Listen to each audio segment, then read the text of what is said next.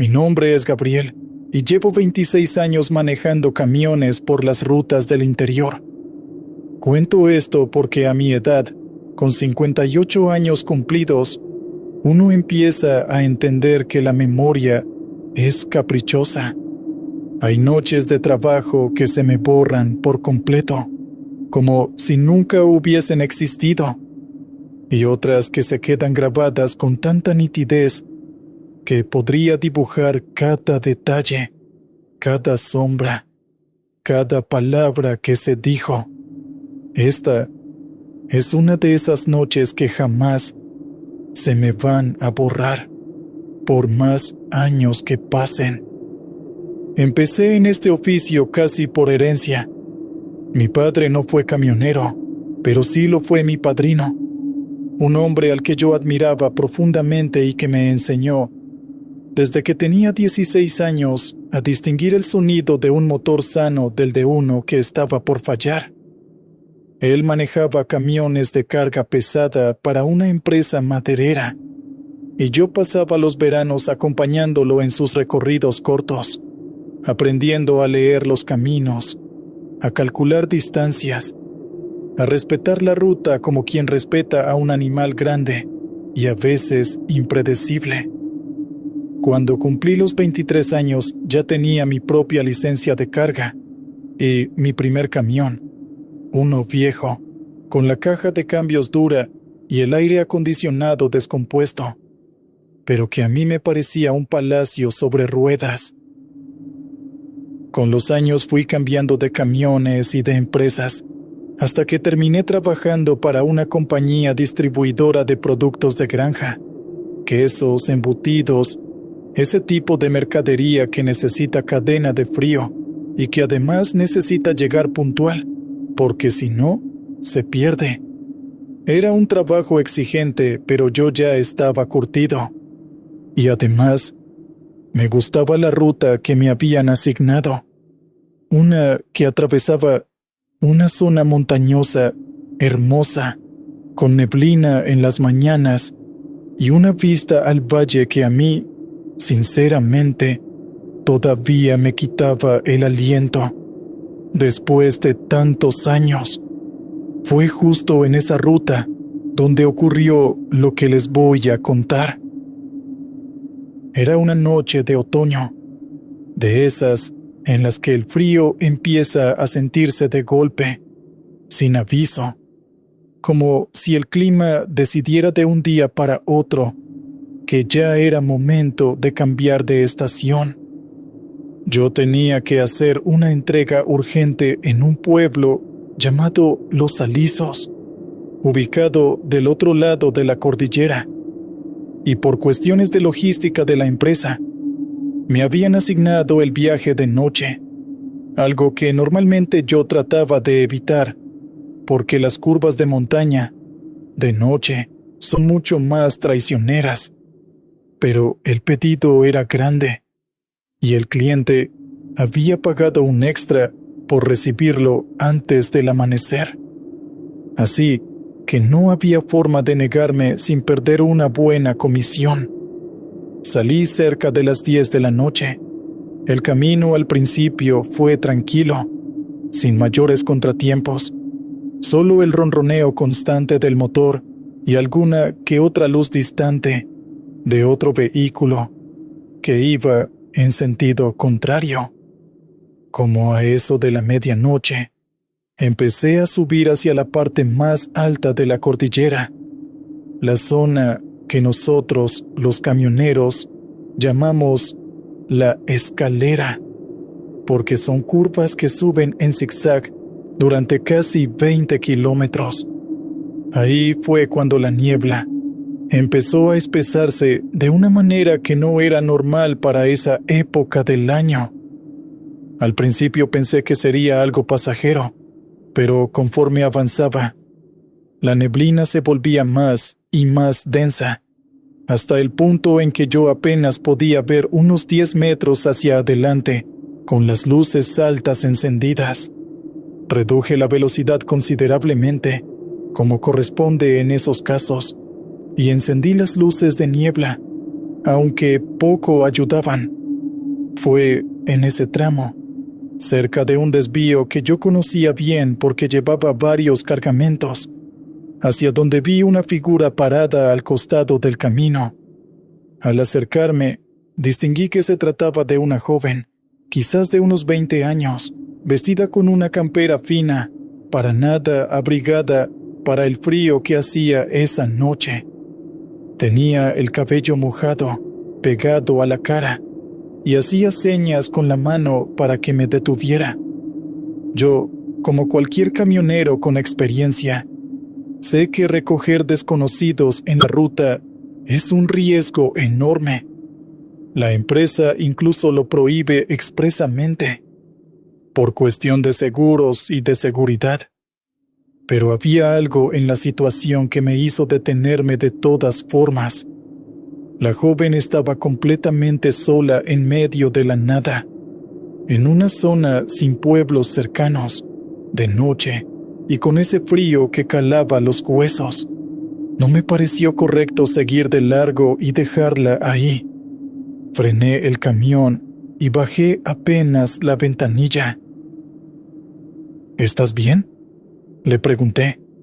Ella se acercó, temblando, y me dijo que su auto se había quedado sin combustible unos kilómetros atrás y que llevaba horas caminando sin cruzarse con nadie.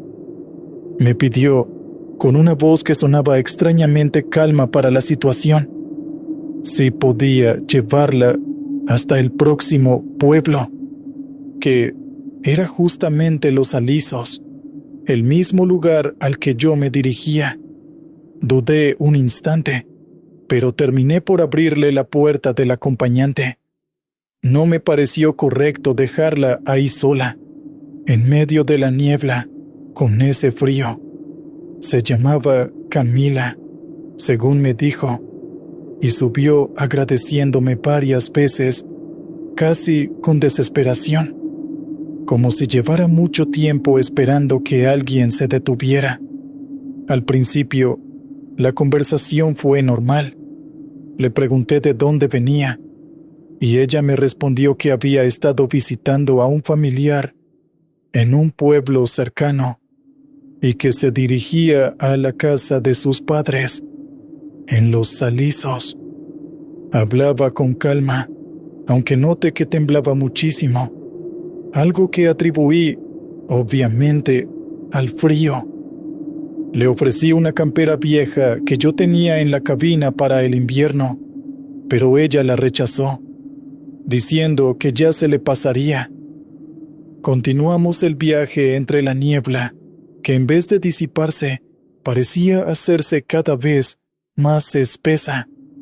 La radio, que yo había dejado encendida en una frecuencia de música, empezó a llenarse de estática, algo que no era inusual en esa zona de montaña por la falta de señal, pero que esa noche me resultó particularmente molesto. Apagué la radio y seguimos en silencio unos minutos, hasta que Camila volvió a hablar. ¿Usted conoce bien esta ruta?, me preguntó. Bastante bien. La hago 2 veces por semana, le respondí. Entonces sabrá lo del puente viejo, dijo ella, mirando hacia adelante, fija en la carretera que apenas se distinguía entre la neblina. Le dije que sí, que conocía el puente, uno de hierro construido hacía más de 50 años, que cruzaba una quebrada bastante profunda. Hacía un tiempo que la empresa había habilitado una ruta alternativa más nueva, con un puente de cemento reforzado, pero muchos camioneros más viejos, como yo, seguíamos usando el puente antiguo porque acortaba casi media hora de viaje. No pase por ese puente esta noche, me dijo Camila, con una seriedad que me dejó descolocado. Se lo pido, por favor. Le pregunté por qué, pensando que quizás sabía de algún desprendimiento de tierra o de alguna obra en curso. cosas normales que un camionero agradece que le informen. Pero ella no me dio una razón concreta. Solo repitió, con la mirada perdida en la neblina, que no pasara por ahí, que tomara el camino nuevo, aunque fuera más largo. Yo, algo incómodo por la insistencia, le dije que lo pensaría, aunque en el fondo ya tenía decidido que iba a tomar el puente viejo, como siempre, porque el tiempo apremiaba y necesitaba llegar antes del amanecer. Seguimos en silencio un buen rato. La niebla, en vez de mejorar, se puso todavía más espesa conforme ascendíamos, al punto de que tuve que bajar la velocidad a menos de 20 kilómetros por hora. En un momento, mirando de reojo, noté que la ropa de Camila estaba completamente empapada, no solo húmeda por el rocío de la niebla, sino empapada, como si hubiese salido de un río. Además, sentí un olor particular en la cabina, un olor a humedad estancada, a tierra mojada, que no había estado ahí antes de que ella subiera. Le pregunté si se sentía bien, y ella me respondió que sí, aunque su voz sonaba cada vez más apagada, como si viniera de más lejos de lo que su cuerpo indicaba. Llegamos a la altura del desvío que llevaba hacia el puente viejo. Reduje la velocidad para tomar la curva, y en ese momento, Camila me tomó del brazo con una fuerza que me sorprendió, dado lo frágil que parecía. «Por favor», repitió, «no cruce ese puente. Tome el camino nuevo. Se lo ruego». Su tono ya no era de simple pedido, sino de urgencia genuina, casi de desesperación. Algo en su mirada, en la forma en que sus ojos se veían hundidos bajo la poca luz del tablero, me hizo dudar de mi decisión inicial. Terminé, casi sin saber por qué, virando hacia el camino nuevo, el más largo, dejando de lado el atajo del puente viejo. Camila, al ver que yo había tomado esa decisión, pareció relajarse visiblemente, aunque seguía temblando. Me agradeció varias veces, con una voz que ahora sonaba extrañamente aliviada. Continuamos el viaje por el camino alternativo. La niebla, curiosamente, empezó a disiparse a medida que nos alejábamos del desvío del puente viejo, como si aquella espesura solo hubiese existido en esa zona específica. Llegamos a Los Alisos cerca de las 3:30 de la madrugada. Camila me indicó una dirección, una casa en la parte antigua del pueblo, cerca de la plaza principal. Cuando llegamos, ella bajó del camión, se despidió con un gesto silencioso y caminó hacia la puerta de esa casa, que tenía las luces apagadas. Yo la observé un momento, esperando que llamara a la puerta o que alguien le abriera. Pero antes de que eso sucediera, tuve que retomar mi camino porque llevaba encima la entrega urgente. Y ya iba con el tiempo bastante justo. Até cabos sueltos mentalmente, pensando que probablemente tenía llave propia, y seguí rumbo al depósito donde debía descargar la mercadería. Hice la entrega sin mayores contratiempos y, ya de regreso, decidí parar en un café que abría toda la noche, en la entrada del pueblo, para tomar algo caliente antes de emprender el viaje de vuelta. El lugar era atendido por un hombre mayor, de unos 70 años, que reconocí porque yo solía parar ahí en mis viajes anteriores. Nos pusimos a conversar, como de costumbre, y en un momento le comenté, casi de pasada, que esa noche había llevado a una joven hasta una casa cerca de la plaza. El hombre, que se llamaba don Anselmo, me miró con una expresión extraña, entre sorprendida y preocupada. Una joven, dice. ¿Cómo era? Me preguntó, con un interés que me llamó la atención. Le describí a Camila lo mejor que pude: su ropa mojada, su cabello oscuro pegado a la cara, su insistencia con el asunto del puente viejo. Don Anselmo se quedó en silencio un largo rato, removiendo el café con la cuchara, sin mirarme. «Esa historia ya la escuché antes», dijo finalmente. «Varios camioneros, a lo largo de los años, han contado lo mismo. Una joven que aparece en la escalera, en las noches de niebla, y que advierte sobre el puente viejo». Le pregunté qué quería decir con eso, y él me explicó que hacía más de 15 años, una joven de nombre Camila, hija de una familia conocida del pueblo, había muerto en un accidente automovilístico, precisamente en ese puente. Según contaba la gente del lugar, ella manejaba de noche, en una jornada de niebla muy similar a la de esa noche, cuando el auto se salió de control sobre el puente viejo, que en aquella época tenía la baranda de hierro bastante deteriorada. El auto cayó hacia la quebrada y ella falleció en el acto.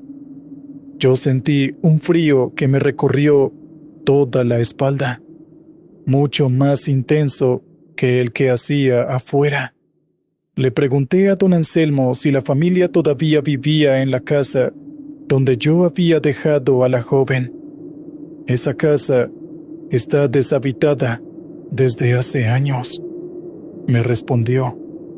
«Los padres de Camila se mudaron después del accidente. No soportaron seguir viviendo ahí, con tantos recuerdos». No supe qué responder. Me quedé con la taza de café entre las manos, sintiendo un escalofrío que no tenía nada que ver con el clima. Don Anselmo, viendo mi expresión, agregó algo que todavía hoy se me queda grabado. «Mire, yo no sé bien qué fue lo que usted vio esta noche, ni pretendo explicarlo, pero le puedo asegurar una cosa. El puente viejo, hace apenas 2 semanas, colapsó completamente durante una tormenta. La estructura ya venía deteriorada y con las lluvias terminó de ceder. Ya nadie puede cruzar por ahí. Si usted hubiese tomado ese camino esta noche, con esa niebla y a esa velocidad, no sé qué hubiese pasado, pero seguramente no hubiese sido nada bueno». Sentí que las piernas me flaqueaban un poco al escuchar eso. No tenía manera de haber sabido que el puente había colapsado, dado que yo no pasaba por esa zona hacía casi 3 semanas, y nadie en la empresa me había informado del cierre, probablemente porque la ruta alternativa ya era la que se usaba oficialmente desde hacía tiempo. Terminé mi café en silencio. Agradecí a don Anselmo por la charla y emprendí el viaje de regreso, esta vez completamente despierto, sin ningún rastro de sueño, con la mente llena de preguntas que sabía que jamás iba a poder responder del todo. En los días siguientes no pude dejar de pensar en lo sucedido. Pregunté en la empresa sobre el estado del puente viejo, y me confirmaron lo que don Anselmo me había dicho. La estructura había colapsado semanas atrás debido al deterioro y las lluvias, y desde entonces estaba prohibido su uso, aunque la señalización todavía no se había actualizado en toda la zona, motivo por el cual algunos camioneros, sin saberlo, todavía intentaban cruzar por ahí. Volví meses después a la misma ruta en un viaje que hice de día. Me detuve en Los Alisos y busqué la casa donde había dejado a Camila aquella noche. La encontré, efectivamente deshabitada, con las ventanas tapiadas y un jardín completamente descuidado. Pregunté en el pueblo por la familia, y una vecina mayor me confirmó la historia que ya conocía. La muchacha había muerto, hacía más de 15 años, en el Puente Viejo, en una noche de niebla muy similar a la que yo había vivido. Le pregunté a la vecina si sabía de otros casos similares, de otros viajeros que hubiesen visto algo parecido en esa ruta. Ella simplemente sonrió con tristeza y me dijo que en el pueblo se hablaba de eso desde hacía años, que algunos lo llamaban la advertencia de Camila, y que quienes la habían visto y hecho caso a su pedido siempre terminaban contando historias parecidas a la mía. Los que no le hicieron caso, según decía la gente, en su mayoría, nunca llegaron a contar nada. No sé bien qué pensar de todo esto, la verdad. He manejado camiones durante más de un cuarto de siglo y he escuchado decenas de historias extrañas contadas por otros compañeros de ruta. Historias que muchas veces atribuí al cansancio, a la soledad de los viajes nocturnos, o simplemente a la imaginación. Pero esta la viví yo mismo, con total claridad, sin ningún rastro de sueño ni de cansancio excesivo esa noche.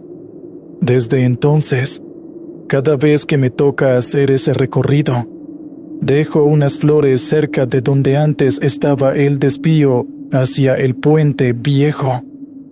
No sé si es una tontería o si realmente sirve de algo, pero lo hago con respeto, como una manera de agradecer a quien, sea lo que sea que haya sido, me hizo cambiar de decisión aquella noche de niebla.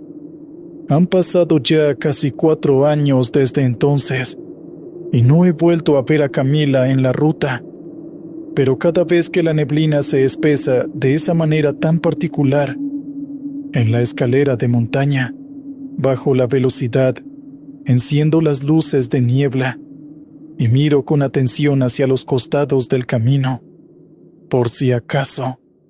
Uno nunca sabe qué es lo que de verdad nos está cuidando ahí afuera, en esas rutas solitarias donde tantas cosas han pasado a lo largo de los años.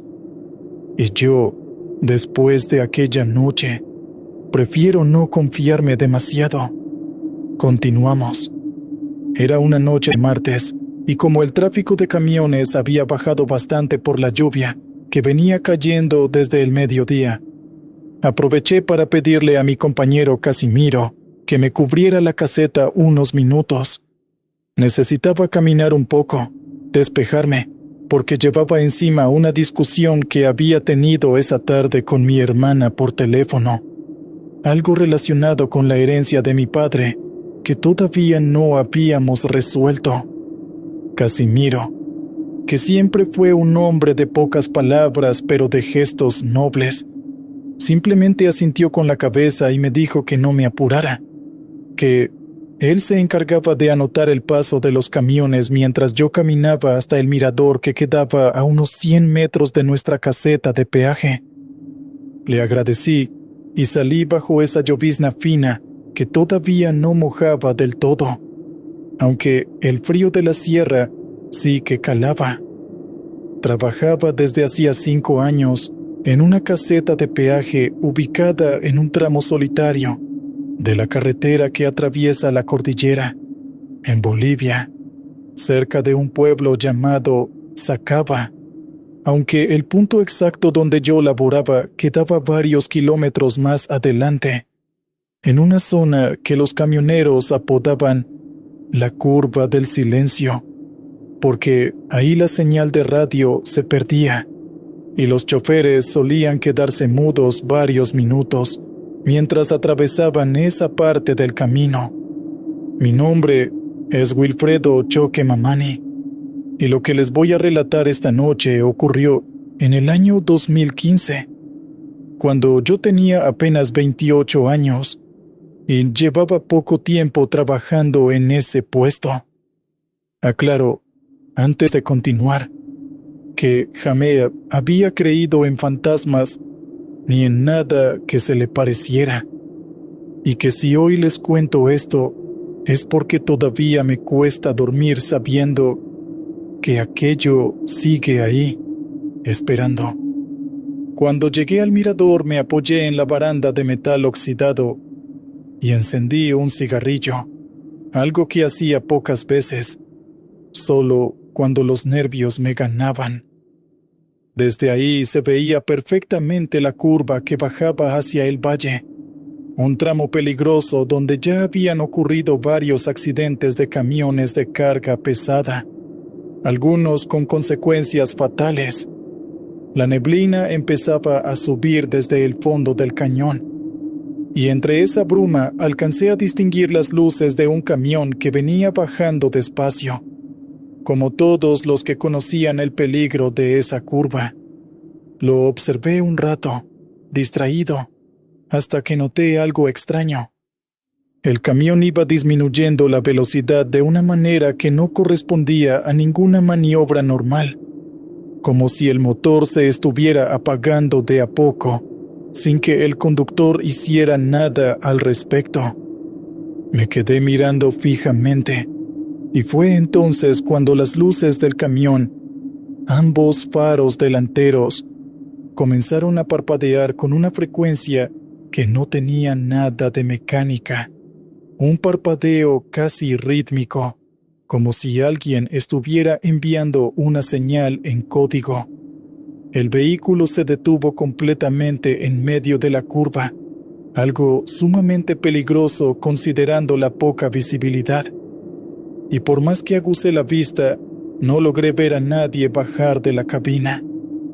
Apagué el cigarrillo contra la baranda y empecé a caminar hacia la caseta para avisarle a Casimiro, pensando que quizás se trataba de una avería mecánica y que debíamos llamar a la patrulla caminera.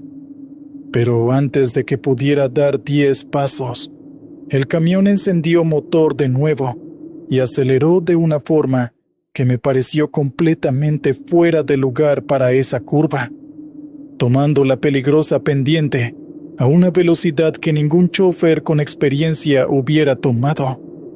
Corrí hacia la caseta gritándole a Casimiro que llamara a la base, que un camión venía descontrolado, y él, alarmado, tomó la radio de inmediato. Pero cuando el vehículo pasó frente a nuestra caseta, algo no encajaba. No había ningún camión registrado en nuestra bitácora que hubiera bajado por esa ruta en la última hora.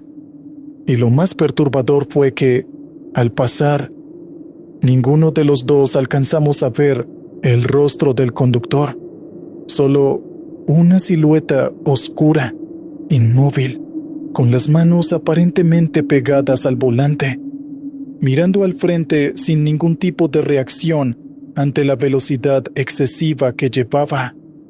Casimiro, con la voz entrecortada, me confesó que ya era la segunda vez que veía algo parecido, aunque nunca me lo había contado.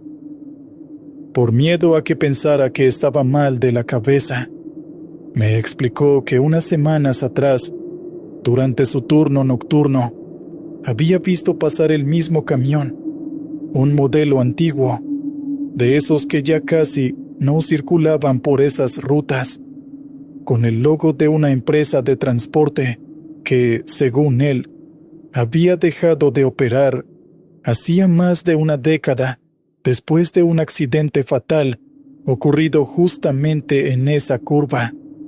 Al día siguiente, decidimos investigar un poco, preguntando a los choferes habituales de la zona si alguno reconocía el vehículo. Fue un camionero veterano, un hombre llamado Herminio, quien nos contó la historia completa mientras tomábamos café en el puesto de comida que había cerca de la caseta.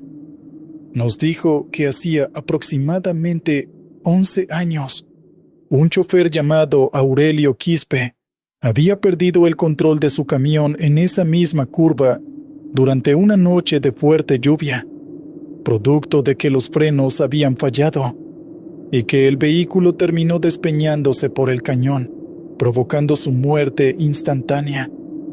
Lo particular del caso, según Herminio, fue que la empresa dueña del camión, al enterarse de que el seguro no cubriría la pérdida total por negligencia en el mantenimiento, decidió ocultar el accidente, sobornando a las autoridades locales para que se reportara como un simple desperfecto sin víctimas, y jamás se le entregó el cuerpo a la familia de Aurelio, alegando que había sido imposible recuperarlo del fondo del cañón.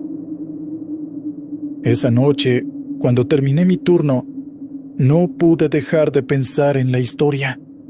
Algo dentro de mí sentía que aquel camión fantasma no era una simple casualidad, ni una alucinación colectiva, sino que guardaba relación directa con la injusticia que había sufrido ese hombre.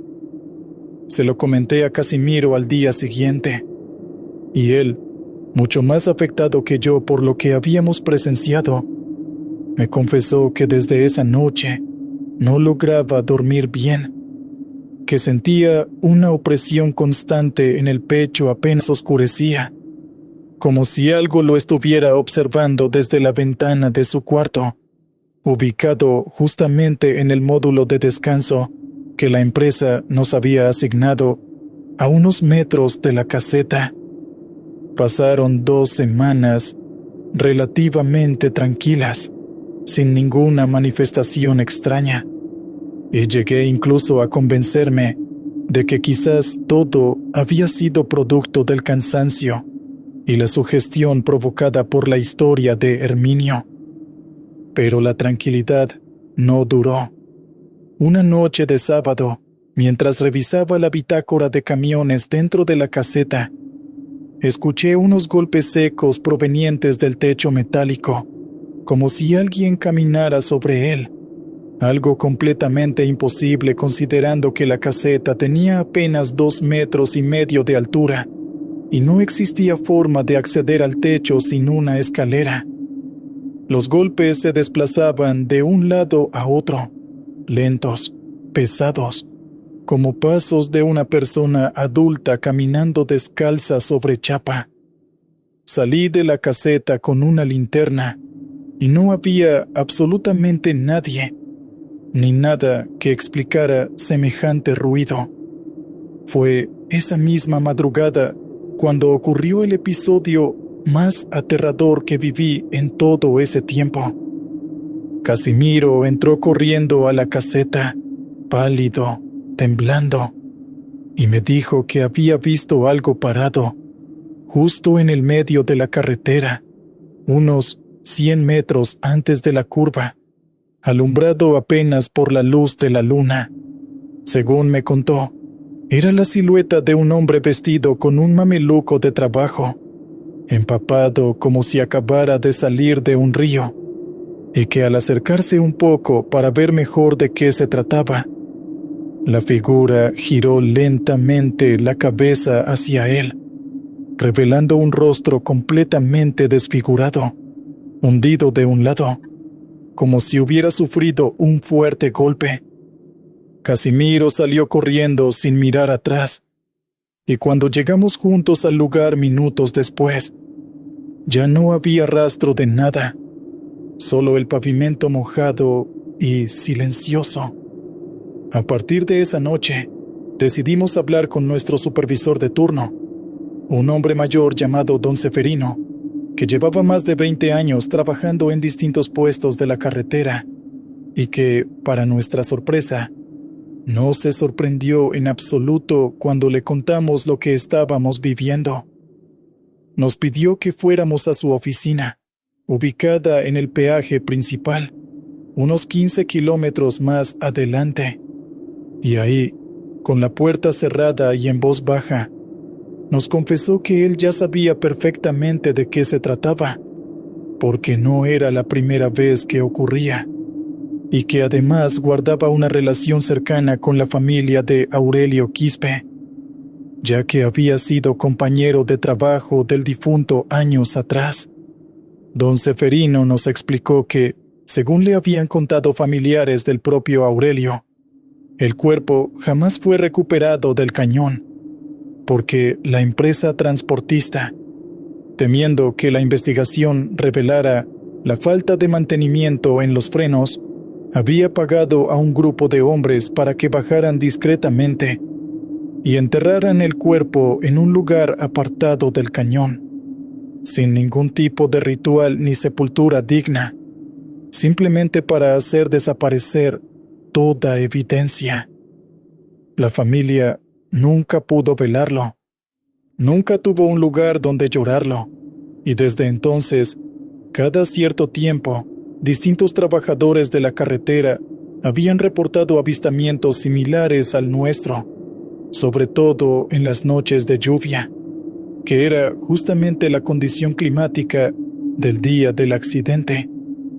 Le pregunté a don Ceferino qué debíamos hacer, y él, con un gesto de resignación que todavía recuerdo con claridad, nos dijo que lo único que había funcionado en el pasado, según relatos de trabajadores anteriores, era encontrar el lugar exacto donde habían enterrado el cuerpo y realizar una sepultura apropiada, con la bendición de un sacerdote, para que el alma de Aurelio pudiera finalmente descansar.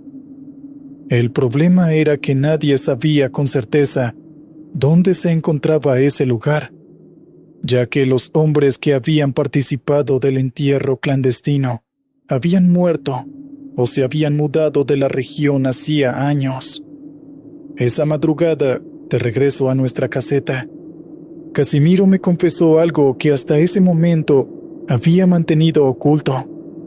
La noche anterior, mientras dormía, había soñado con un hombre que le suplicaba ayuda, repitiendo una y otra vez un número que él no lograba comprender del todo, algo similar a una combinación de coordenadas o quizás un kilometraje.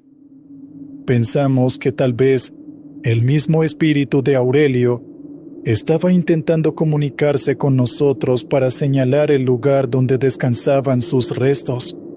Así que decidimos, contra todo sentido común, prestar atención a cualquier señal que pudiéramos recibir en los días siguientes. La situación se agravó considerablemente durante la semana posterior. Empezamos a escuchar, tanto Casimiro como yo, un sonido metálico constante durante las noches, similar al que produce un motor diésel al intentar encender sin éxito, proveniente siempre desde la dirección del cañón. Además, en más de una ocasión, al revisar la bitácora de camiones al final del turno, encontrábamos anotado un registro que ninguno de los dos recordaba haber escrito, siempre con la misma información. Un camión con la placa correspondiente a la empresa desaparecida, cruzando la caseta exactamente a las 3:14 de la madrugada, la hora exacta, según nos confirmó después don Ceferino, en que había ocurrido el accidente 11 años atrás. Fue entonces cuando decidimos actuar. Recordando el sueño de Casimiro, y tras varias noches de insistir, finalmente logró recordar con mayor claridad el número que el espíritu repetía.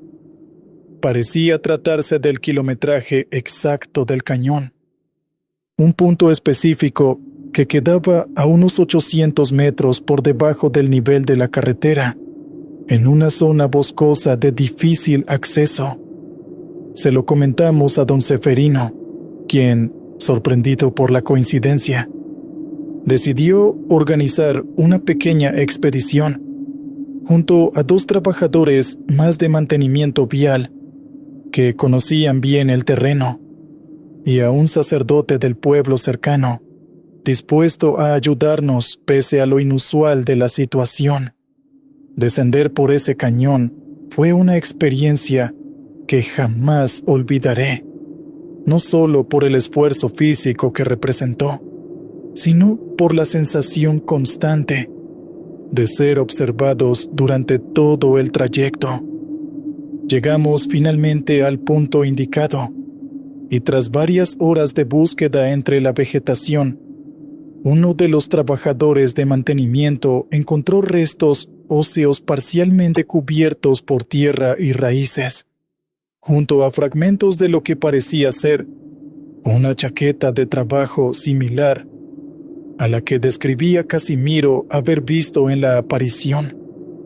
El sacerdote, con serenidad absoluta, realizó ahí mismo una oración y bendijo el lugar, mientras nosotros permanecíamos en silencio, con una mezcla de miedo y alivio recorriéndonos el cuerpo.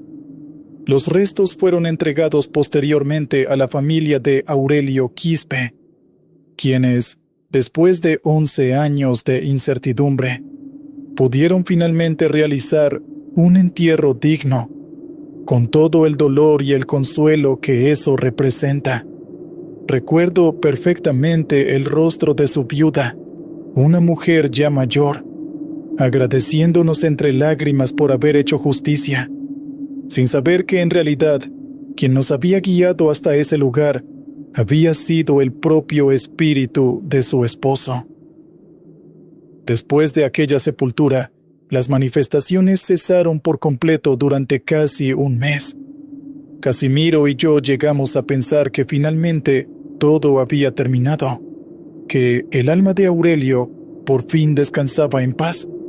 Sin embargo, una noche de temporal, mientras yo me encontraba solo en la caseta, porque Casimiro había pedido el día libre para atender un asunto familiar, viví el episodio más terrible de toda esta historia. Pasada la medianoche, escuché nuevamente el sonido del motor diésel intentando encender, esta vez mucho más cercano que antes, casi como si proviniera de la propia curva frente a la caseta. Salí con la linterna, y ahí, parado, justo en medio del camino, estaba nuevamente aquel hombre empapado, con el rostro desfigurado, pero esta vez no se limitó a observarme de lejos como en las ocasiones anteriores. Comenzó a caminar lentamente hacia mí, arrastrando los pies, mientras un olor intenso a combustible quemado invadía todo el ambiente. Quedé paralizado, incapaz de moverme, y cuando la figura estuvo apenas a unos metros, extendió su brazo derecho hacia mí, señalando algo detrás de mi posición. Giré instintivamente y ahí, saliendo desde la neblina del cañón, distinguí las luces de un camión real, uno de carga pesada que efectivamente venía descendiendo la pendiente sin control, con el chofer aparentemente inconsciente al volante, tal como después se confirmaría que había sufrido un infarto mientras conducía.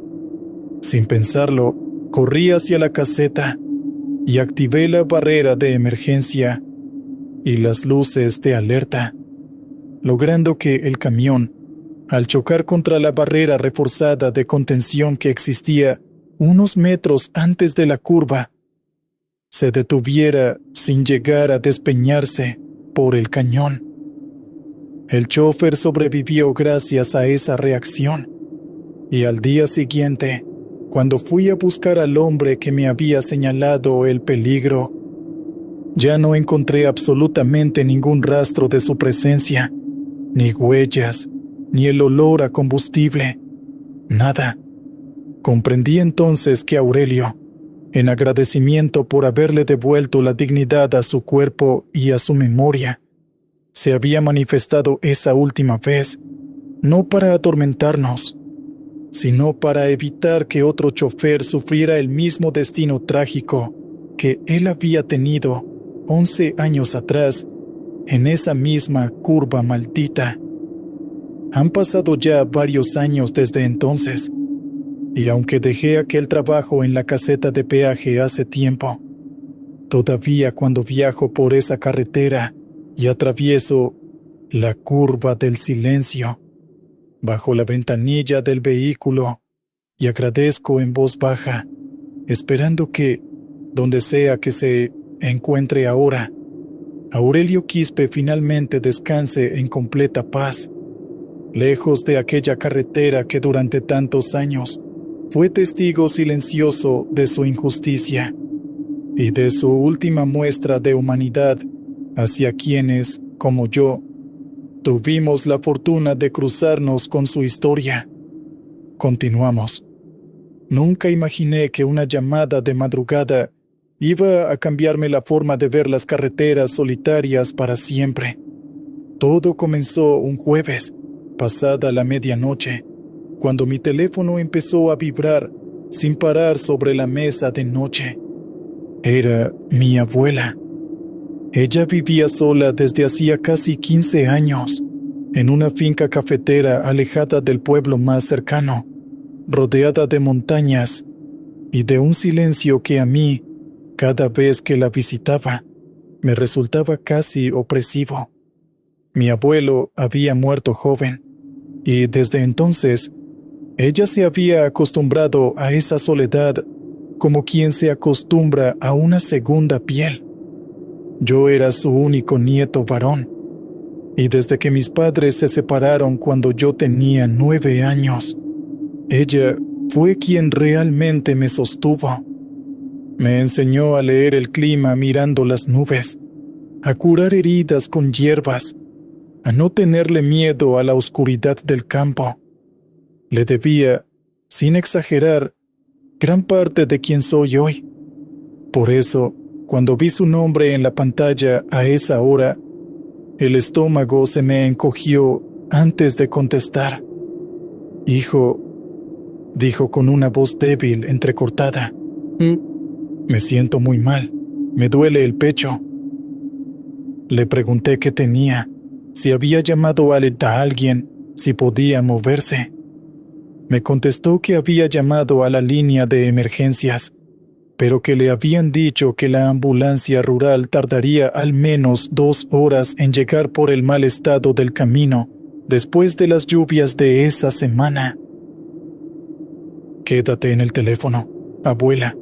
No cuelgues», le rogué. Pero la comunicación se cortó. Intenté volver a llamarla una y otra vez, y solo escuché el tono de apagado o fuera de cobertura. La señal en esa zona siempre había sido mala, así que no era extraño del todo. Pero esa noche, cada segundo de silencio se sentía como una condena.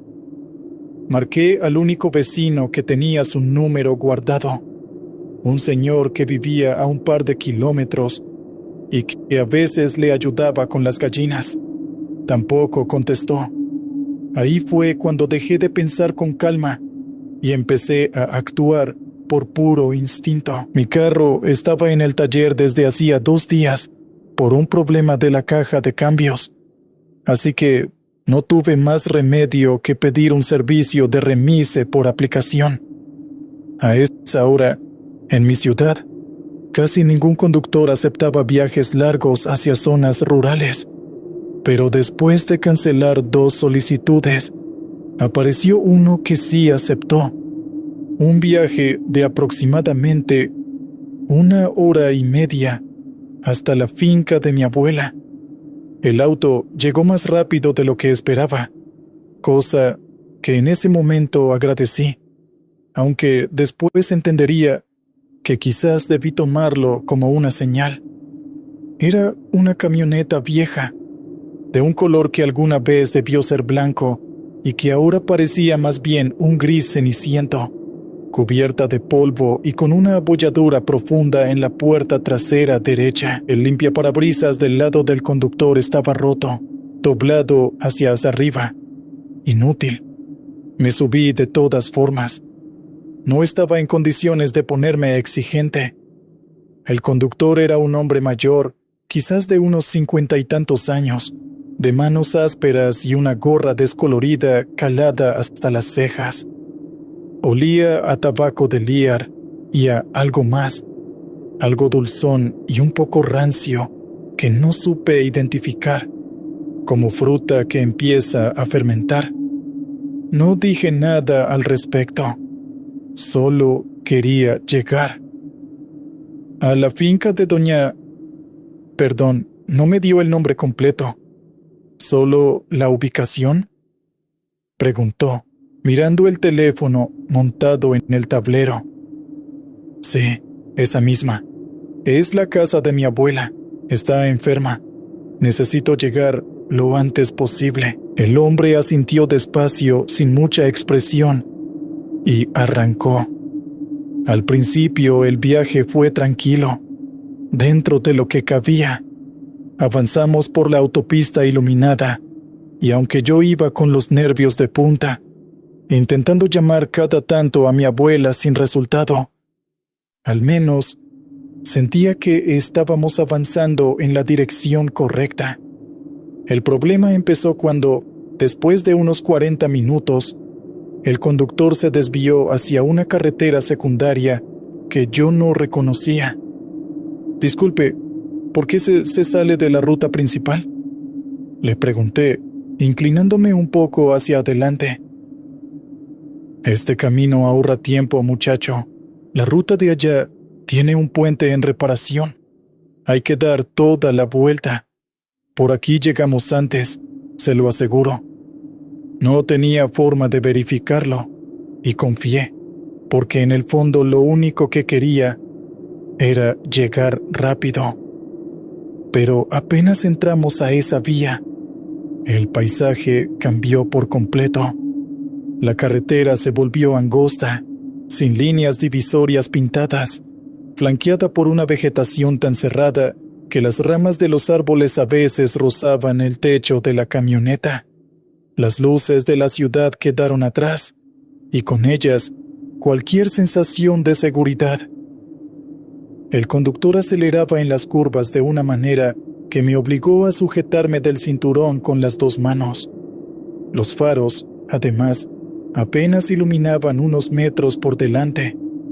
Todo lo demás era una masa negra y espesa.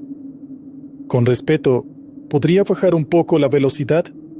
Esto no se ve muy seguro, le dije, tratando de sonar firme sin sonar grosero. Me miró por el retrovisor con una expresión que no supe descifrar del todo, algo entre diversión y cansancio. Tranquilo, yo conozco este camino de memoria. Lo manejo desde hace 30 años. No bajó la velocidad. Si acaso, la mantuvo igual. Intenté distraerme pensando en mi abuela, en cómo la encontraría, en si debía llevarla directo a un hospital o esperar a los paramédicos en la casa. Recordé que en los últimos meses se había quejado varias veces de mareos y de una fatiga que ella misma minimizaba, diciendo que era cosa de la edad. Nunca le di la importancia que ahora, en ese auto, sentía que debía haberle dado. De pronto, sin ningún aviso, el conductor pisó el freno con tanta fuerza que el cinturón se me clavó en el pecho. «Espéreme aquí un momento», dijo, apagando el motor. «¿Cómo? ¿A dónde va?», le pregunté, alarmado. «No tenemos tiempo para esto. Se lo dije. Es una emergencia». 5 minutos, se lo prometo. Tengo que revisar algo. Aquí cerca vive un familiar mío, y hace días que no sé nada de él. Ya vuelvo. Antes de que pudiera reclamarle nada más, abrió la puerta y se bajó, internándose entre unos matorrales altos al costado del camino. Se llevó consigo una linterna que sacó de la guantera. y en segundos su figura desapareció entre la vegetación. Me quedé solo, en medio de aquella oscuridad casi absoluta, dentro de una camioneta que ya no tenía llaves puestas y con un olor extraño que ahora, sin el ruido del motor ni el movimiento, se sentía todavía más intenso. Esperé 5 minutos, después 10. Intenté llamar a mi abuela de nuevo. Nada, sin señal. Intenté comunicarme con el número de contacto que la aplicación mostraba para el conductor. Tampoco había señal para hacer llamadas normales. Solo un mensaje de sin servicio en la pantalla. El silencio de afuera era denso, roto solamente por el canto ocasional de algún insecto nocturno y, cada tanto, por un crujido lejano entre los árboles que no lograba ubicar. Pasaron 20 minutos. Mi paciencia, ya bastante castigada por la angustia de no saber cómo estaba mi abuela, se agotó por completo.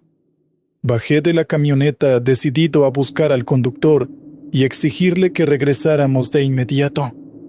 El aire afuera era húmedo y frío, con un aroma a tierra mojada y a algo más, algo parecido a carne cruda que se mezclaba de forma extraña con el perfume de las plantas nocturnas. Encendí la linterna de mi celular y caminé hacia el lugar donde lo había visto desaparecer. Encontré un sendero apenas visible entre la maleza, marcado por pisadas recientes.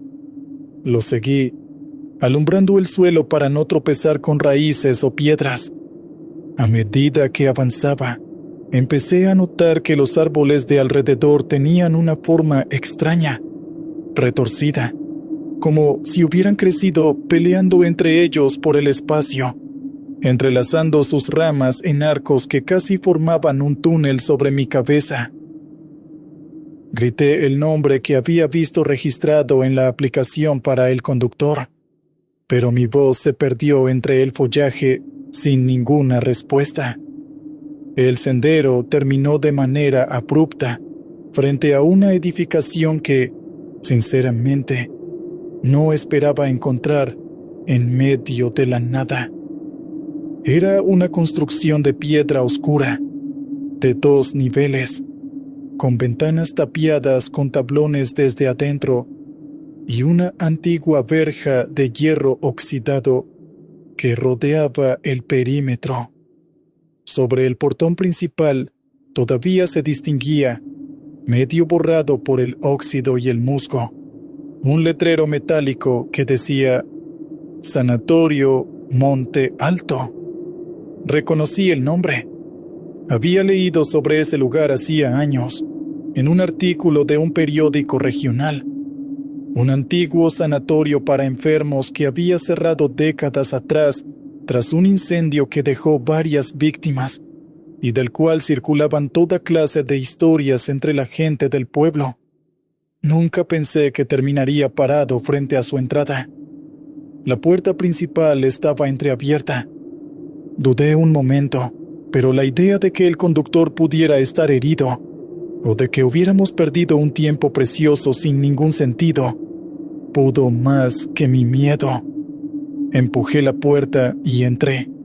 Adentro, el aire era todavía más pesado, cargado de humedad y de ese mismo olor dulzón y putrefacto que había notado en la camioneta desde el principio. El haz de mi linterna reveló un pasillo largo, con paredes descascaradas y puertas de habitaciones abiertas de par en par, algunas todavía con camillas oxidadas en su interior. Llamé de nuevo al conductor, esta vez en voz más baja, casi como si algo dentro de mí supiera que gritar allí no era una buena idea. Al final del pasillo, encontré una escalera que descendía hacia un sótano. Un resplandor tenue, anaranjado, subía desde abajo, como el de una vela o una fogata pequeña. Bajé los escalones con el corazón latiéndome en la garganta. El sótano se abría en un espacio amplio, una especie de antigua sala de calderas reconvertida. En el centro había un círculo dibujado en el piso con lo que parecía ceniza y sal, rodeado de velas casi consumidas. Y ahí, arrodillado dentro del círculo, estaba el conductor, con la cabeza inclinada, murmurando algo en voz baja que no logré entender del todo. Frente a él, contra la pared del fondo, había una figura humana, muy delgada, casi esquelética, sentada en una silla de ruedas oxidada, envuelta en mantas raídas. No se movía. Por un instante pensé que estaba muerta, hasta que giró lentamente la cabeza hacia donde yo estaba parado. «Disculpe», dije, con la voz temblando. «Necesito que regresemos ya. Tengo una emergencia familiar. No puedo». El conductor se puso de pie de un salto, sobresaltado, como si mi presencia lo hubiera despertado de un trance. «No debiste seguirme», dijo, con una expresión de auténtico pánico. «No aquí, no ahora». «¿Qué es esto? ¿Quién es esa persona?» «Es mi hermano», respondió con la voz quebrada. «Hace años se metió en cosas que no debía. Un grupo, una especie de secta que decía tener rituales para purificar a los enfermos incurables, para liberarlos del cuerpo que los traiciona. Él estaba muy enfermo, y ellos le prometieron una cura. Lo trajeron aquí, a este lugar abandonado, y desde entonces algo cambió en él. Cada tanto vengo a traerle comida, a ver si sigue con vida. Pensé que hoy podía hacerlo rápido, antes de llevarte a tu destino. Lo siento, en verdad, lo siento». Antes de que pudiera responder algo, la figura de la silla de ruedas dejó escapar un sonido gutural, húmedo, que no se parecía a ninguna voz humana que hubiera escuchado antes. Las velas del círculo se apagaron todas al mismo tiempo, como si una corriente de aire las hubiera soplado de golpe, aunque no había ninguna ventana abierta en ese sótano. «Tenemos que salir de aquí ahora mismo», dijo el conductor, sujetándome del brazo con una fuerza sorprendente. No necesité que me lo repitiera. Subimos la escalera a toda velocidad, mientras a nuestras espaldas se escuchaba el chirrido metálico de la silla de ruedas arrastrándose sobre el piso de piedra, cada vez más rápido de lo que cualquier persona en ese estado debería ser capaz de moverse. Corrimos por el pasillo, esquivando escombros y camillas volcadas, hasta salir por la puerta principal hacia la oscuridad del exterior. El sendero de vuelta hacia la camioneta se sintió eterno. Las ramas parecían haberse cerrado todavía más sobre el camino, como si el bosque mismo quisiera retenernos allí. Detrás de nosotros, el sonido de aquel arrastre metálico se mezclaba ahora con algo más. Un jadeo áspero, entrecortado, que no dejaba de acercarse. Llegamos a la camioneta casi sin aliento. El conductor se lanzó al asiento del conductor y yo entré por la puerta trasera, cerrándola con tanta fuerza que hasta a mí me sorprendió. Buscó las llaves en su bolsillo con manos temblorosas y, en el peor momento posible, se le cayeron al piso del vehículo. Los dos nos agachamos a tientas en la oscuridad, palpando la alfombra sucia, mientras afuera se escuchaba cada vez más cerca aquel jadeo. De pronto, algo golpeó el costado de la camioneta con una fuerza brutal, haciendo que todo el vehículo se sacudiera. Grité sin poder evitarlo. ¡Las encontré!, exclamó el conductor, sujetando por fin el manojo de llaves. Las metió en el contacto con dedos torpes por el miedo, y el motor, para nuestra fortuna, arrancó al primer intento. Aceleró justo cuando algo golpeó de nuevo la carrocería, esta vez rompiendo el vidrio de la ventana trasera en 1000 pedazos que cayeron sobre el asiento donde yo estaba sentado momentos antes. No me atreví a mirar hacia atrás de inmediato.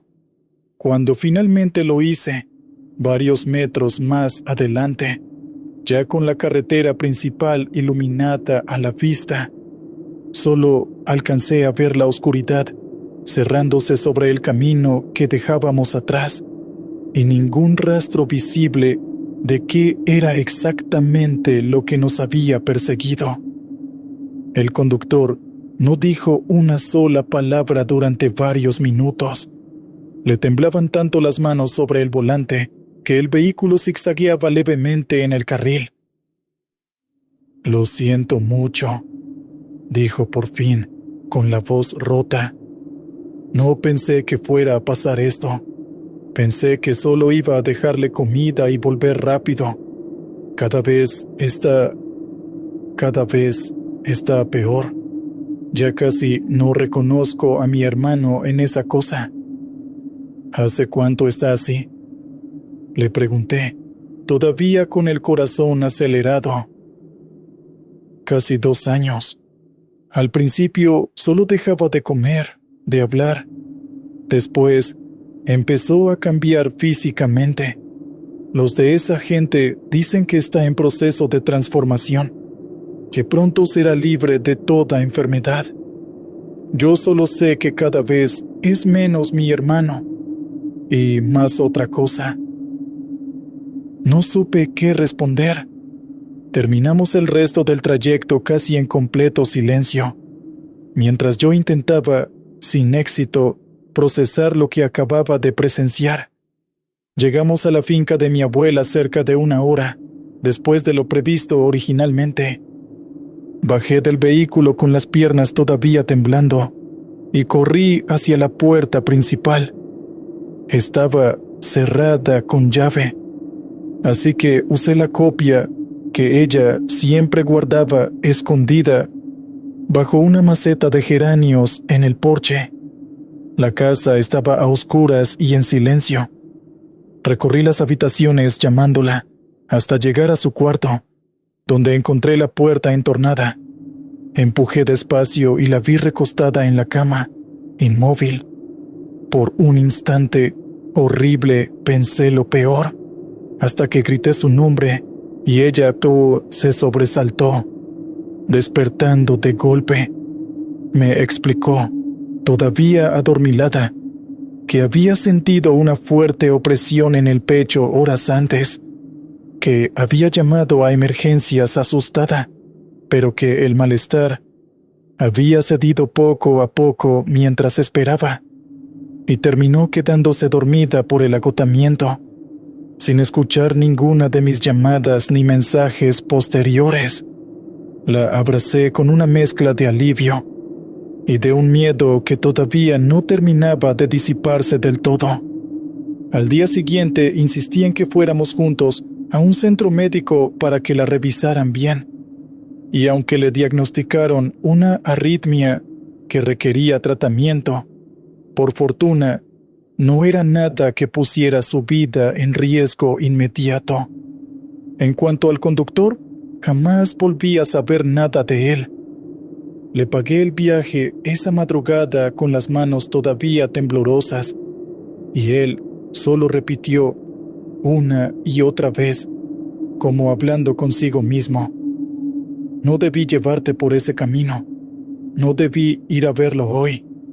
Días después, movido por una mezcla de curiosidad y de necesidad de entender qué había pasado realmente, intenté solicitar un viaje con el mismo conductor a través de la aplicación, pero su perfil ya no aparecía disponible en el sistema. Nunca pude confirmar si había dejado de trabajar en la plataforma por decisión propia o por algún otro motivo.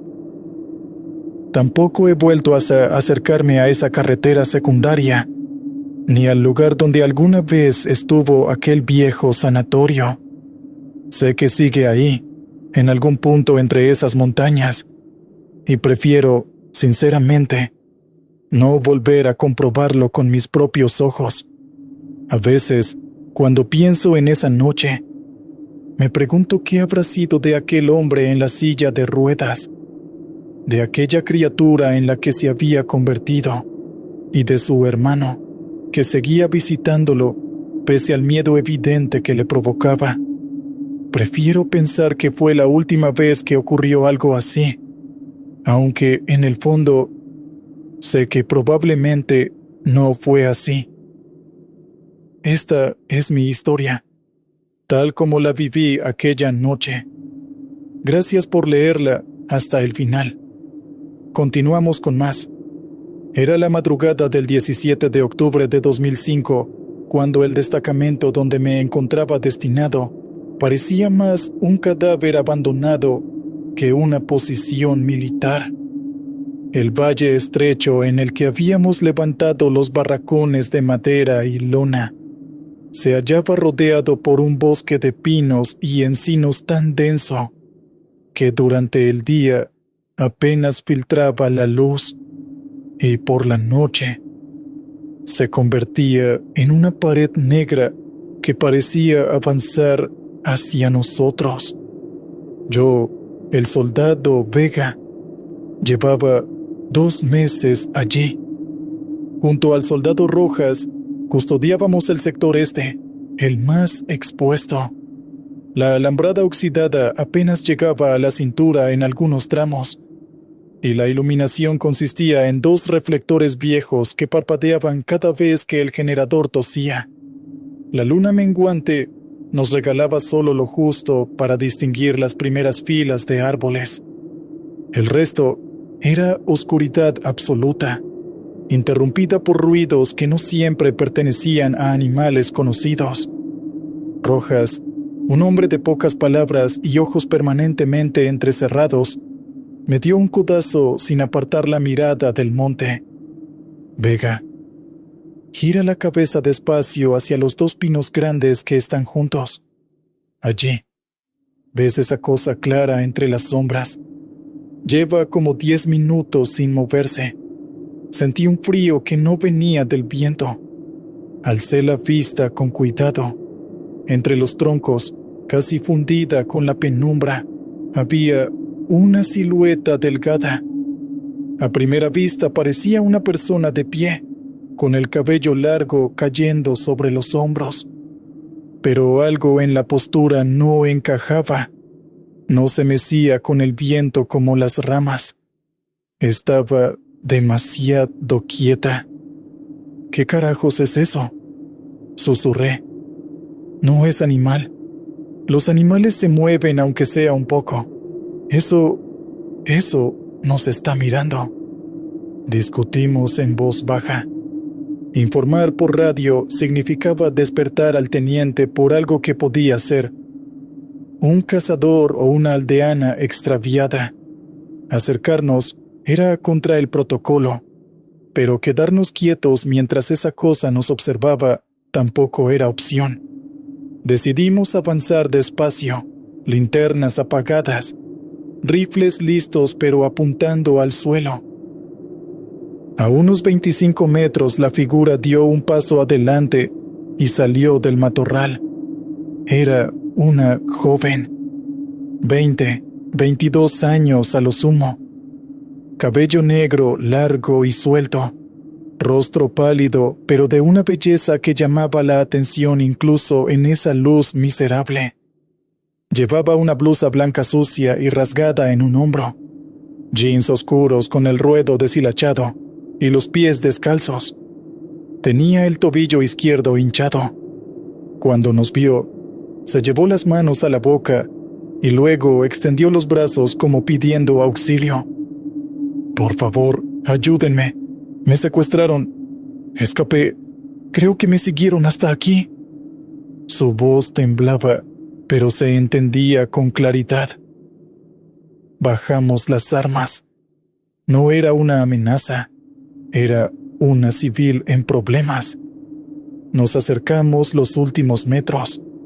Ella se dejó caer de rodillas y comenzó a llorar con un sollozo entrecortado que parecía genuino. La ayudamos a levantarse. Su piel estaba helada, como si llevara horas caminando bajo la llovizna fina que había empezado a caer.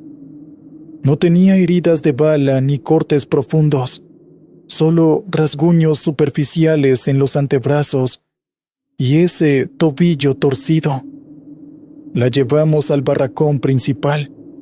El teniente Ruiz, un hombre de 40 y tantos años con cara de pocos amigos, maldijo entre dientes por el protocolo roto, pero ordenó que la atendieran. Le dieron una manta militar, agua tibia y un plato de frijoles fríos que ella devoró como si no comiera en días. Se llamaba Elena. Hablaba con voz suave, casi tímida, y poco a poco fue recomponiéndose. Contó que un tipo la había recogido en la carretera vieja que sube desde El Rosario, que al principio parecía amable, pero luego la llevó por caminos secundarios y le exigió pago por el aventón. Cuando ella se negó, la golpeó y la dejó tirada. Oyó voces de otros hombres y huyó al monte. Llevaba horas caminando sin rumbo hasta que vio las luces del campamento. El soldado Delgado, un muchacho de 21 años recién llegado al destacamento, fue quien más se acercó a ella. Le limpió los rasguños con alcohol, le vendó el tobillo con cuidado y le prestó su propia chamarra verde oliva. Delgado tenía cara de niño bueno y siempre andaba buscando conversación. Elena pareció encontrar consuelo en él. Lo vi sonreír cuando ella le agradeció con una mirada que duró un segundo más de lo necesario. Esa noche no pude dormir del todo. Algo en la forma en que Elena miraba a Delgado me dejaba un sabor raro en la boca. No era coqueteo vulgar. Era una intensidad tranquila, como si ya lo conociera de antes. Pero atribuí todo al cansancio y al hecho de que llevábamos semanas sin ver una cara femenina. Al amanecer, Elena dijo que se sentía mejor y que quería intentar llegar al pueblo por su cuenta. Delgado se ofreció a escoltarla hasta la mitad del camino. Ella negó con la cabeza y sonrió con tristeza. Ya han hecho demasiado por mí. No quiero que se metan en problemas por mi culpa. Si algún día pasan por El Rosario, pregunten por Elena. Les debo la vida. Antes de irse, Delgado, medio en broma y medio en serio, le quitó el dije de San Miguel que llevaba colgado del cuello y se lo puso a ella. Para que te cuide en el camino y para que no te olvides de nosotros tan fácil. Elena lo aceptó, se lo colgó y se marchó cojeando por el sendero que llevaba hacia el este. La vimos desaparecer entre los pinos. Nadie volvió a verla esa mañana. Pero esa misma noche todo empezó a torcerse. Delgado amaneció callado, con ojeras profundas. Durante el rancho no probó la comida.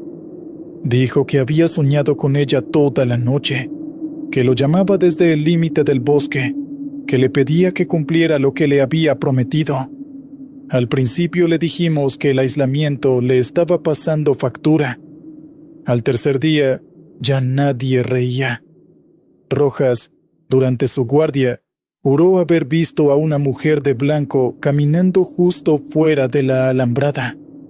Cuando enfocó la linterna, Ella giró la cabeza lentamente y sonrió. Luego, se desvaneció como si la niebla se la hubiera tragado. Delgado, al enterarse, se puso blanco como la pared. Es ella. Vino a buscarme porque le di el dije. Ahora estamos conectados, murmuró. El teniente Ruiz ordenó patrullas dobles y que nadie saliera del perímetro sin autorización. Pero la orden llegó tarde. 7 noches después de la aparición de Elena, durante una tormenta eléctrica que hizo fallar el generador 2 veces, el infierno se nos vino encima. Estábamos todos en el barracón principal cuando se fue la luz. Solo se escuchaban los truenos y el golpeteo de la lluvia en la lona. De pronto oímos pasos descalzos dentro del barracón. Pasos lentos, deliberados. Luego llegó el olor. Flores podridas, azufre y algo dulce y repugnante al mismo tiempo, como perfume barato mezclado con carne en descomposición. Alguien encendió una linterna de mano. Delgado estaba de pie junto a su litera, rígido, con los ojos completamente en blanco. Inclinado sobre él había una anciana que parecía salida de una pesadilla. Cabello blanco, sucio y enmarañado. Cara llena de arrugas profundas y manchas oscuras. Ojos hundidos que brillaban con un rojo enfermizo. Llevaba harapos que alguna vez pudieron haber sido una blusa blanca. Sus uñas, largas, negras y curvadas, estaban clavadas en los hombros de Delgado.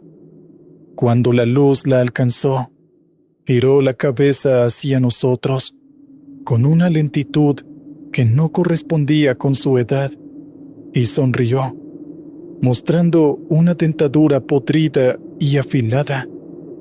Grité algo y disparé al techo. La criatura soltó un silbido agudo, se agachó como un animal y saltó hacia atrás con una velocidad imposible.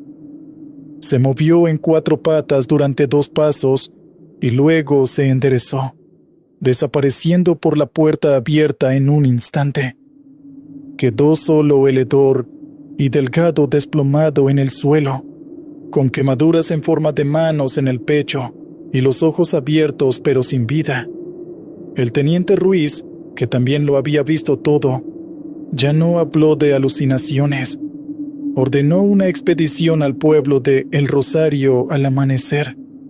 Partimos 6, el teniente, Rojas, yo y 3 soldados más.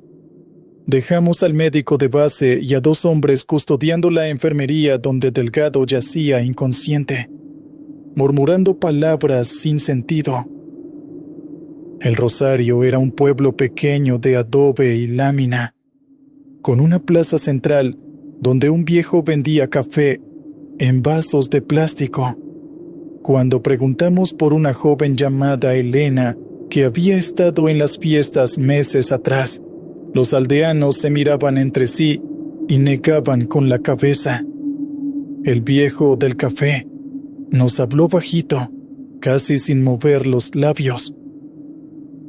La única Elena que vive por aquí es doña Elena, la del cerro. Pero esa señora tiene más de 70 años, muchachos, y no es buena idea acercarse a ella. Dicen que tiene tratos con cosas que mejor no se nombran. Varios soldados que han pasado por aquí terminan mal cuando se meten con ella. Subimos el cerro bajo una llovizna persistente. La casita estaba sola, con un jardín lleno de hierbas altas y extrañas que olían a algo dulce y podrido al mismo tiempo. Tocamos la puerta. Nos abrió la misma anciana que habíamos visto en el barracón. Misma cara, mismos ojos hundidos, mismo olor a incienso barato, intentando tapar la podredumbre. Pero cuando habló, su voz era dulce, casi cantarina. Buenos días, soldados. ¿En qué puedo ayudarlos? Le describimos a la joven Elena. Ella rió con una risa cascada que me heló la sangre. Ay, qué cosas. Esa debe ser alguna chica del pueblo de más abajo o una turista. Aquí solo vivo yo. ¿Quieren pasar? Tengo té de hierbas del monte. Es muy bueno para calmar los nervios después de una tormenta. Rehusamos. El teniente intentó presionarla con preguntas directas, pero ella se limitó a negar todo con amabilidad. No teníamos pruebas. No podíamos llevarla detenida por parecerse demasiado a una pesadilla. Regresamos al campamento con un peso en el pecho que no nos abandonó en todo el camino. Esa misma tarde, encontraron a Delgado. Lo hallaron a menos de 2 kilómetros del campamento, en un pequeño claro entre los pinos, completamente desnudo, en posición fetal sobre la tierra mojada. Su cuerpo estaba cubierto de arañazos finos que formaban patrones extraños, círculos partidos, líneas que se cruzaban como corazones rotos. Tenía los ojos abiertos pero vacíos, y repetía una y otra vez con voz de niño. Ella me prometió que seríamos jóvenes para siempre. Sí, yo le daba mi juventud, pero yo rompí la promesa. Ahora soy viejo por dentro. Viejo. Lo evacuaron de urgencia. Lo dieron de baja por trastorno mental severo. Nunca supimos su paradero exacto después de eso. Dicen que lo internaron en un hospital militar y que nunca volvió a reconocer a nadie. Semanas después, levantamos el campamento. El teniente ordenó quemar los barracones por higiene. En los informes oficiales se habló de ataques de fauna salvaje y estrés por aislamiento. Nadie mencionó a Elena. Nadie mencionó a la anciana del cerro. Años después, ya fuera del ejército, conocí en un mercado de artesanías a un viejo curandero que había vivido toda su vida en esa sierra. Cuando le conté lo sucedido, sin dar nombres ni fechas exactas, él asintió con una tristeza profunda. Esas son las brujas del deseo, muchacho. Las que se ponen jóvenes robando la fuerza vital de los hombres que les prometen amor y luego los traicionan. Usan el cuerpo hermoso para atraer, y cuando el hombre rompe la palabra, vienen a cobrar. No matan rápido.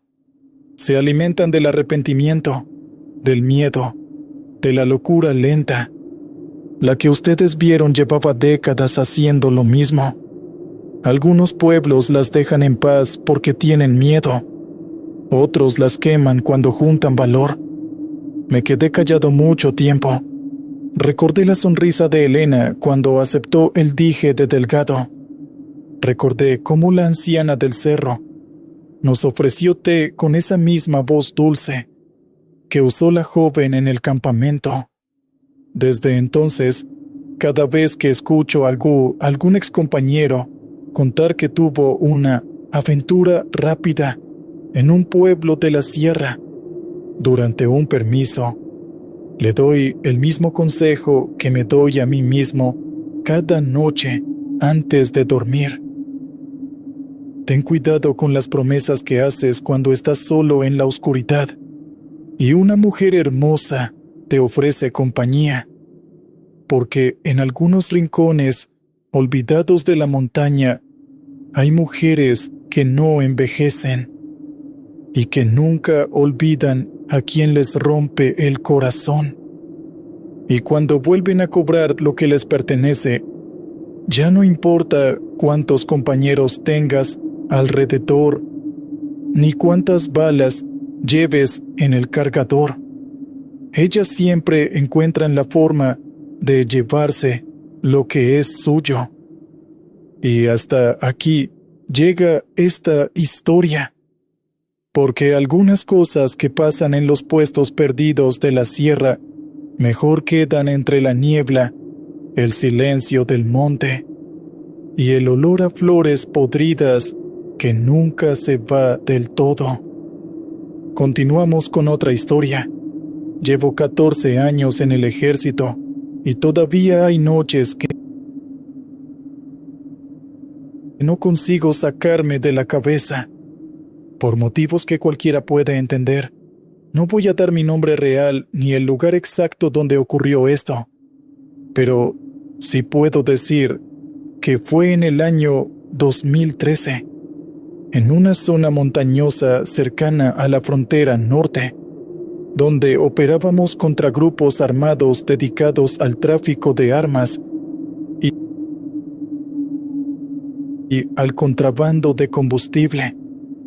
Yo formaba parte de una patrulla de reconocimiento, cuya tarea era vigilar los pasos naturales entre los cerros, esos corredores que los grupos irregulares usaban de noche para mover mercancía sin ser detectados por los puestos fijos. Trabajábamos en células pequeñas, de 3 hombres como máximo, porque cuanto más grande el grupo, más fácil era que nos delatara el ruido o el rastro. Esa noche éramos solo 2, el cabo Salinas y yo. El tercero de nuestro equipo había quedado en la base por una infección en el pie que se le había complicado con el calor y la humedad.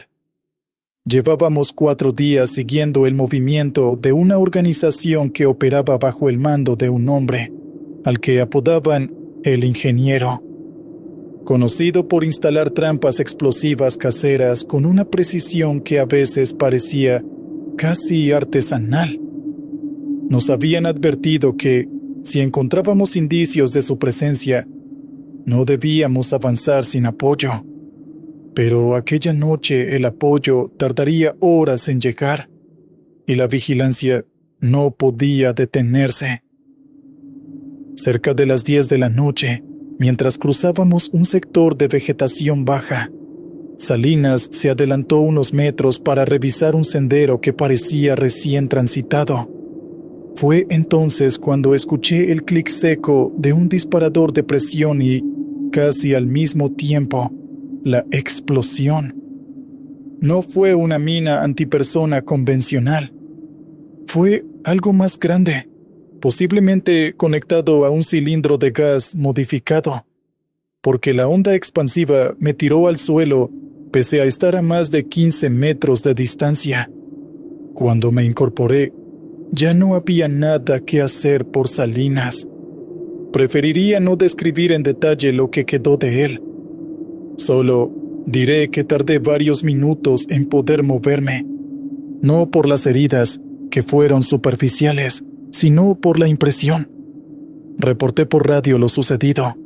Me dijeron que un equipo saldría de inmediato, pero que por la orografía del terreno tardarían entre 8 y 10 horas en alcanzar mi posición. Me ordenaron buscar refugio y mantener silencio de radio salvo emergencia. Caminé cerca de 40 minutos, alejándome del lugar de la explosión por si el ingeniero o sus hombres merodeaban cerca, atraídos por el ruido. Había perdido gran parte de mi equipo en la caída, incluida la carpa y buena parte de las raciones. No pensaba volver a buscarlas. Fue en ese trayecto, mientras buscaba un lugar donde pasar la noche, que encontré algo que no debería haber estado ahí.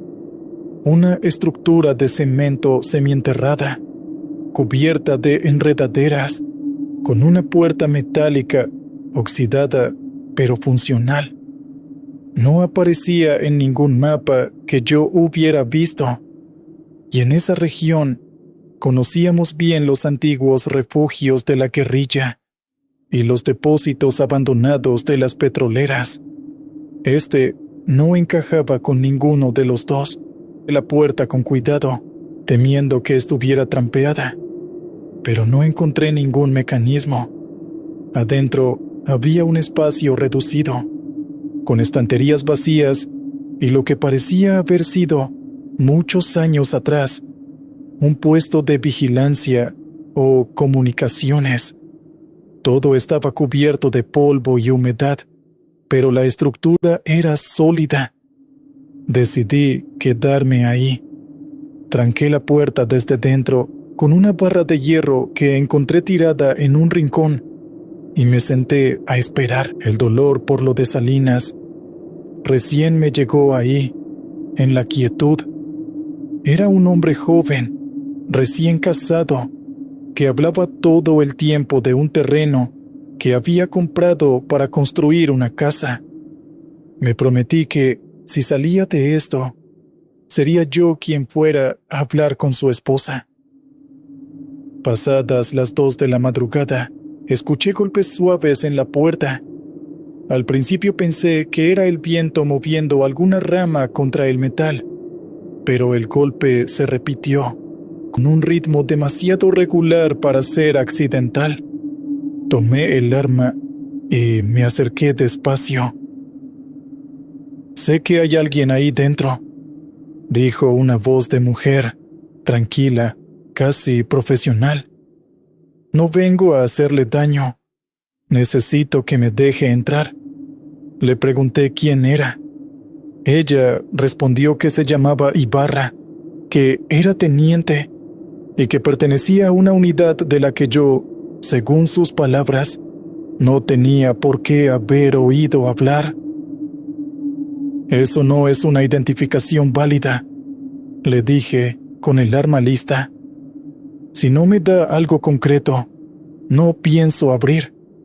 Hubo un silencio breve del otro lado. Después dijo: «¿Sabe que su compañero, el cabo Salinas, tenía previsto pedir traslado el mes que viene para estar más cerca de su esposa embarazada?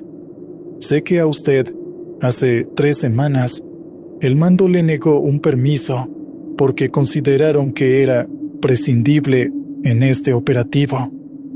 Y sé que ahora mismo está pensando que esto es una trampa del ingeniero para hacerlo salir. No lo es. Aquello me heló. Lo del permiso negado era algo que solo sabíamos yo, mi superior directo, y quizás alguien en la administración de la base. No era información que pudiera conseguirse preguntando por ahí, y mucho menos en mitad de la noche, en medio de una zona de conflicto. Le pregunté cómo sabía todo eso. Ella respondió que me lo explicaría si la dejaba pasar, que estaba siendo perseguida y que cada minuto afuera la ponía en peligro. Contra mi propio criterio, abrí la puerta. La hice entrar rápido con el arma apuntándole y volví a trancar. Le ordené las manos arriba y contra la pared. Obedeció sin resistencia. Era una mujer de unos 30 años, con ropa de campaña sin insignias visibles, botas gastadas y una mochila pequeña que insistió en que revisara yo mismo antes de tocarla. Adentro no había armas, solo un dispositivo del tamaño de una radio antigua, con una pantalla apagada y una libreta llena de anotaciones que no logré entender, mezcla de coordenadas y símbolos que no reconocí. «¿Qué es esto?», le pregunté, mostrándole el aparato. «Un localizador. Sirve para orientarme entre puntos que ya visité antes. No va a funcionarle a usted. Está sincronizado conmigo. Déjese de rodeos, batallón, unidad, rango, y no me repita lo de teniente sin más, porque no le creo nada. Pertenezco a la unidad de verificación de campo, dependiente de un organismo que no figura en el organigrama público de las Fuerzas Armadas. Trabajamos revisando operativos que, en algún momento, salieron mal por razones que nunca quedaron claras del todo. Este es uno de esos operativos». Le pregunté, casi con sarcasmo, si mi Steffi estaba diciendo que era una especie de inspectora fantasma. Ella no se rió. Dijo que la palabra fantasma no era del todo incorrecta, aunque no en el sentido que yo pensaba. Hace 3 años, en este mismo sector, un pelotón completo desapareció durante un operativo contra el ingeniero. Nunca se encontraron los cuerpos, nunca se encontró equipo, nada. Oficialmente, la baja se registró como extravío en zona de difícil acceso. Yo formo parte del grupo que investiga qué pasó realmente con esos hombres. Y esta noche, si usted no hubiera encontrado este búnker, probablemente usted habría sido el siguiente en esa lista. Le pregunté por qué la perseguían. Dijo que su investigación había tocado algo que ciertas personas, dentro y fuera del ejército, preferían mantener enterrado, que el ingeniero no operaba solo por cuenta propia, sino que recibía protección de mandos intermedios a cambio de una parte del contrabando, y que ella tenía pruebas. ¿Y por qué no las entregó ya?, le pregunté. Porque en cuanto las entregue, dejo de ser útil, y a la gente que ya no es útil en este tipo de asuntos, se la hace desaparecer. Necesito llegar con vida hasta un contacto que pueda sacar esto a la luz sin que se pierda en el camino. Ese contacto está más al norte, pero ahora mismo no puedo moverme sin que me localicen. Todo aquello sonaba a una historia bien armada para ganarse mi confianza, pero también había algo que no cuadraba con una simple mentira improvisada. El modo en que hablaba, sin ansiedad ni urgencia excesiva, como quien ha repetido una explicación muchas veces y ya no necesita convencer, solo informar. Seguimos hablando durante horas. Le pregunté sobre el pelotón desaparecido, sobre nombres, sobre fechas. Me dio detalles que coincidían, extrañamente, con rumores que yo mismo había escuchado años atrás en la base, rumores que nadie confirmaba ni desmentía del todo. Cerca de las 4 de la madrugada, ella pidió que le quitara las esposas, que le había puesto poco después de revisarla, por precaución porque el metal le lastimaba la muñeca, donde ya tenía una herida vieja. Se la mostró, una cicatriz irregular, de varios meses de antigüedad. Terminé por acceder. Fue entonces cuando empezamos a escuchar movimiento afuera. Al principio fueron pasos, varios, pisando con cuidado pero sin lograr evitar el crujido de las hojas secas. Después, una voz masculina, en tono de mando, ordenando rodear la estructura. Ibarra se puso de pie de inmediato, ya sin ningún rastro de la calma anterior. «Nos encontraron», dijo. «No sé cómo, pero nos encontraron». Le pregunté si eran los hombres del ingeniero. Ella dijo que no estaba segura, que podían ser ellos, o podía ser gente vinculada a los mandos que LKX estaba investigando, enviados para asegurarse de que no llegara a ningún lado con lo que sabía. Los golpes en la puerta empezaron minutos después, al principio con las manos, luego con algo metálico. Until una voz del otro lado exigió que abriéramos, que no tenía sentido resistirse, que solo buscaban a la mujer y que a mí, si colaboraba, me dejarían con vida. Ibarra me miró y dijo algo que no esperaba. «Si abren esa puerta, va a ser peor para los dos. Necesito que confíe en mí una vez más.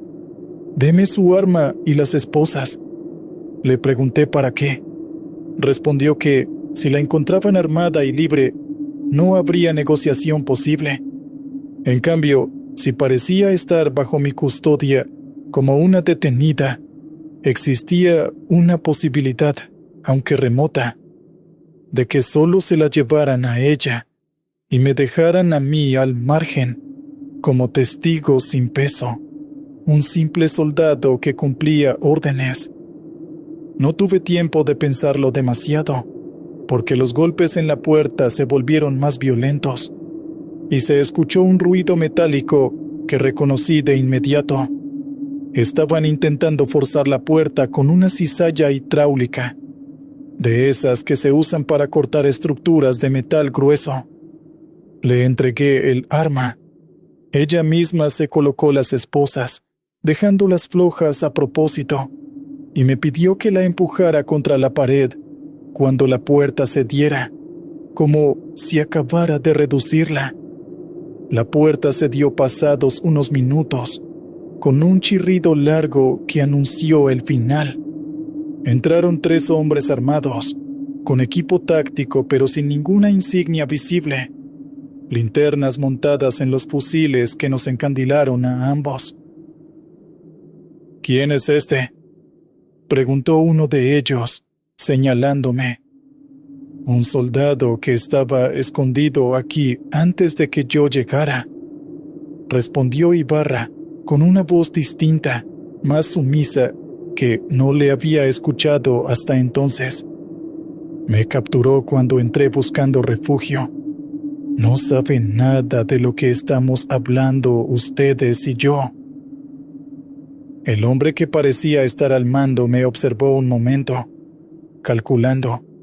Le expliqué, siguiendo el juego, que efectivamente había perdido a mi compañero en una explosión y que había encontrado el búnker por casualidad, que la mujer había entrado horas después y yo la había reducido pensando que era una guerrillera.